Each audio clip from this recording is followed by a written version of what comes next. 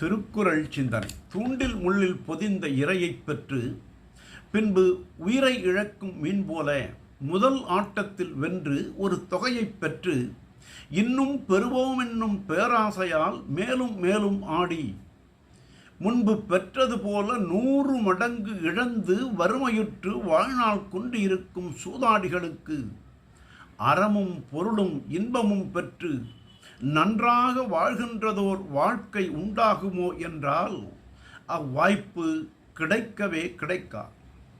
எனவே தன்னை கொண்டவனது செல்வம் முதலிய எல்லா நலன்களையும் தொலைத்து பின்பு பழிபாவங்களை உழைத்துவிடும் சூதினை கனவிலும் கருதக்கூடாது என்று தெய்வப்புலவர் சூது அதிகாரத்தில் 1 எய்தி 100 இழக்கும் சூதர்க்கும் உண்டாங்குள் நன்றெய்தி வாழ்வதோர் 6 என்றார்.